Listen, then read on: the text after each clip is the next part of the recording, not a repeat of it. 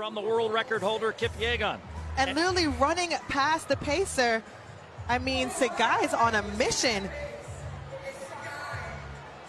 I'm not sure the pacer's going to be able to keep pace. Well, she's going to have to try to chase Sagai now, and Kipyegon is getting right behind her. So that's something you don't see every day, but that also suggests that, you know, and this is a good rivalry here between Sagai and Kipyegon. And this is, you know, whether you're sending a message to the off-season or you just say, hey, I just want to beat this woman one time. Yeah. No, I mean, we talked about this, right? The stage has been set here at Athlos, and we talk about having celebrities, and it's a party. But for the women on the track, this is big business. They want to come out here, they want to run really well, and they want to leave something memorable for all the fans that showed up for them. And so that's what we're seeing.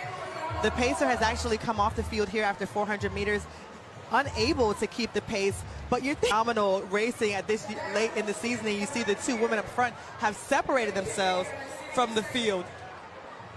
Kipyegon has the mile world record, of course. Sagai is the second fastest ever. But how about it, this stat? Kipyegon has never lost to Sagai. She is 18-0, including 15-0 in 1500s. And they have never, ever raced the mile distance until tonight. Wow. I wouldn't have thought that was possible, but I also would have thought that Sagai may have gotten faith in one or two races, but the fact that she is unbeaten just goes to show, you know, why we all just admire all that she's accomplished on the track. They come around now for the first 800, Paul. And they're slightly past 800 meters, but at the half mile, they worked their way through in about 2:07:51, so slightly slower than the prescribed pace, but they are under that all-comers record of 4:20:39 that was set back in 1998. Icon Stadium record is going to be done in about 2 minutes. I can tell you that. It's around 4:30. But here now, Sagai and Faith challenging her on the outside, and Sagai just looks around and is not staying with her. I gotta say, I'm a little surprised that the rest of the field has fallen off so much. Expected Nikki Hiltz to be in the mix a bit more, but they're almost 100 meters behind the two women out front. And now you can see on the graphic on your screen, over 100 meters separating the leaders, and more space now separating Kipyegon and Sagai as they roll to the bell lap. 1 lap to go as Faith eyes some history here in New York.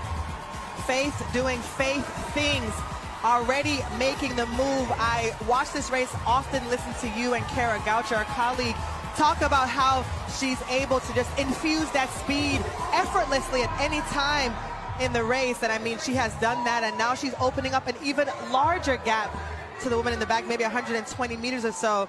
It's insane, Paul.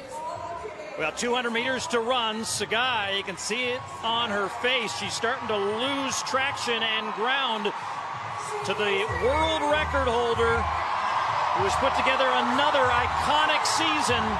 And this icon is heading into the stadium named Icon. Fitting tribute here. Sagai doing everything she can to stay in close contact.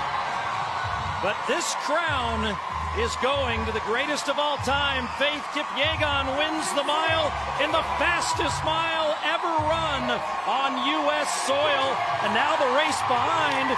Nikki Hiltz trying to hold on for third. And it's Hiltz, Hailu, and Ajore. Big smile for Hiltz. Get a nice payday. And, you know, the thing we always appreciate about Faith as well is just how the rest of the field is immediate to show how much they believe in her, respect and her. Appreciate her. What she has done for this event is undeniable, and I think all athletes can appreciate Faith Kipyegon in your event. You just can't deny that. And so you see so much love, and she pours it right back into them. Whenever she's finished competing, she always turns around and hugs every single athlete that has competed against her. And so it's just really great. And I also wanted to just mention and just acknowledge that level of consistent greatness that you mentioned, to be able to go up against one of the other best women to ever do it and to be undefeated. You don't see that in these types of events. And so Faith is really just one of a kind and a true gem in our sport. Let's give credit where credit's due. That gutsy effort in the early going by Sagai kind of kept that pace going. Yeah. That pace setter wasn't going to be able to sub 4:20. But Faith, she's got a lot of that tape hung up somewhere. I'm telling you, as she should. Another magical year